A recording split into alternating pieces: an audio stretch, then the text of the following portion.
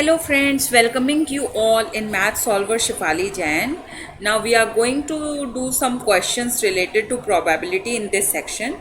So get start with the first question, which is given as a bag contains 9 discs of which 4 are red, 3 are blue, 2 are yellow.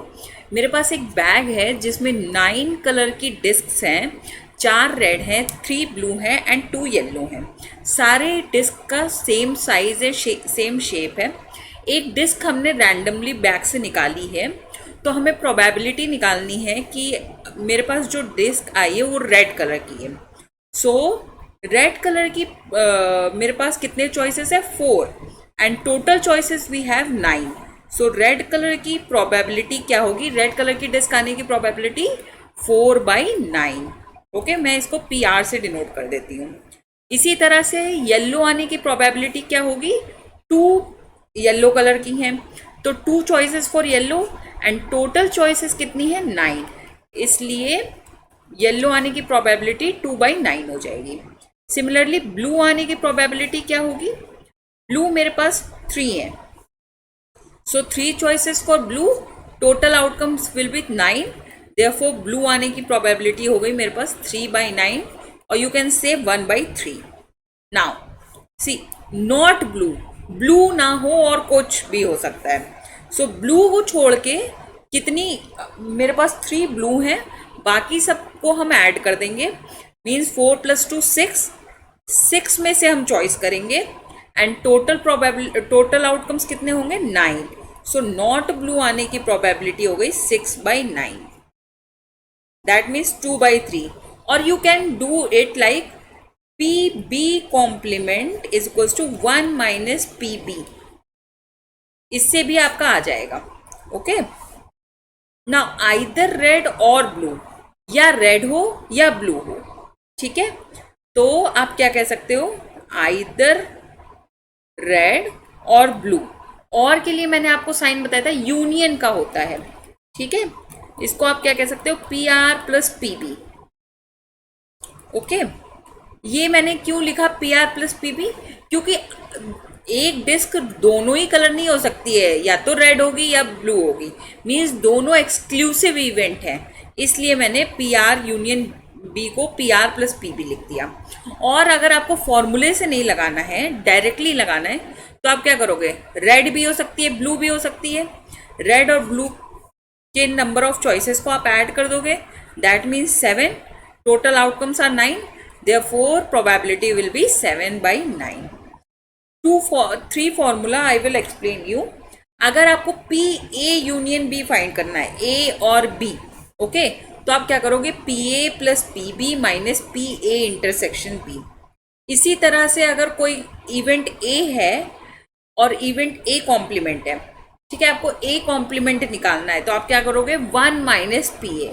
Okay, इसी तरह से अगर 2 event mutually exclusive है, तो PA intersection B का formula हो जाएगा PA × PB। Understood? Independent event है अगर, तो होगा ये। अगर म्यूचुअली एक्सक्लूसिव इवेंट होगा तो PA इंटरसेक्शन B तो हमारा 0 हो जाएगा, क्योंकि A और B में से कुछ कॉमन नहीं होगा। देयरफॉर अगर हम फर्स्ट फॉर्मूले में PA इंटरसेक्शन B की वैल्यू रखें, तो मेरा क्या आ जाएगा? PA + PB।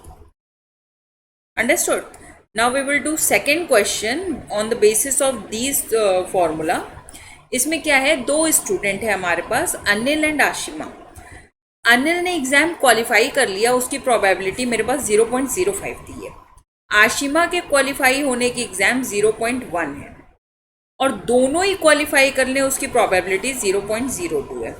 दैट मीन्स हम क्या लिख सकते हैं? PAN 0.05, PAS 0.1, PAN intersection AS 0.02। Now first question में क्या कहा है? Both Anil and Ashima will not qualify. And का है नोटेशन इंटरसेक्शन, सो दोनों ही ना क्वालिफाई कर पाए। मीन्स AN का कॉम्प्लीमेंट इंटरसेक्शन AS का कॉम्प्लीमेंट। हमने अपनी छोटी क्लास में पढ़ा था जब ऐसे लिखा हो A complement intersection B complement, तो by De Morgan law we can write A union B का कॉम्प्लीमेंट। ओके, सो यहाँ पे क्या हो जाएगा, P A N union A S का कॉम्प्लीमेंट।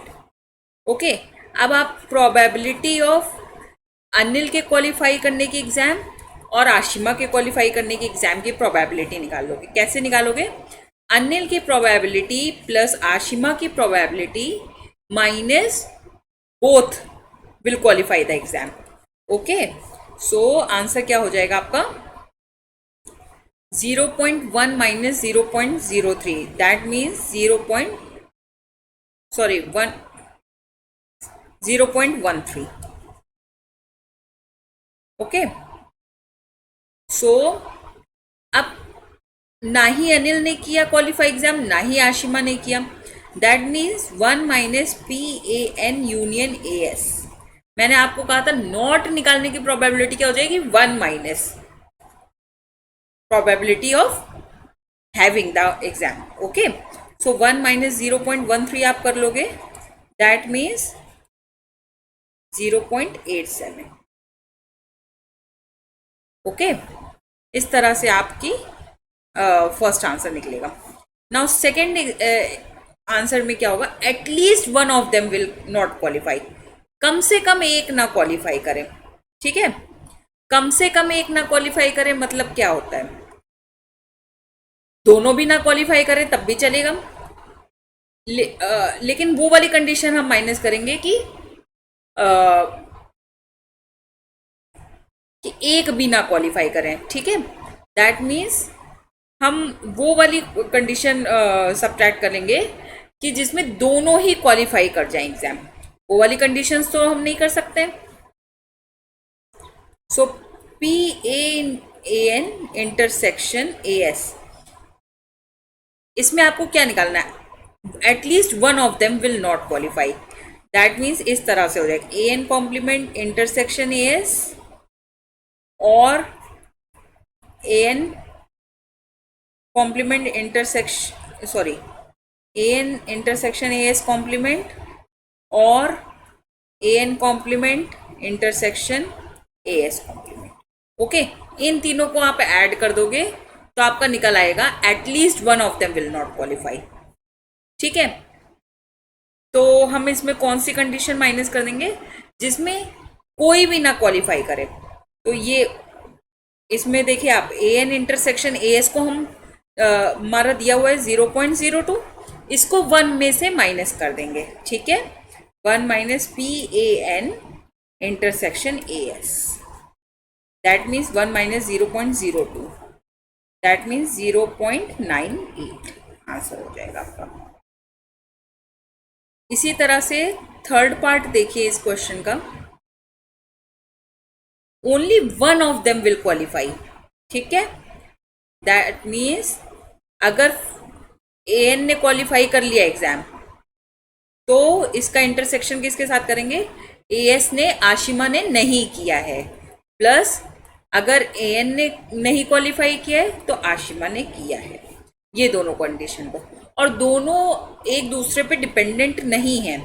तो ए एन की पास होने की प्रोबेबिलिटी क्या दी हुई थी मेरी, 0.05, इसको हम 0.10 माइनस 0.1 करोगे तो 0.9 आ जाएगा, प्लस 0.95 टाइम्स 0.1। ओके, इस तरह से हो जाएगा 0.045 प्लस 0.095, तो इसका आंसर आएगा 0.14। इसमें ओनली वन ऑफ देम, इसमें स्पेसिफिक कंडीशन दी है कि कम से कम एक क्वालिफाई करे एग्जाम, कम से कम नहीं, ओनली वन, खाली एक ही एग्जाम क्वालिफाई करे। तो इसलिए हमने ये एटलीस्ट वाली कंडीशन इसमें नहीं इंक्लूड की।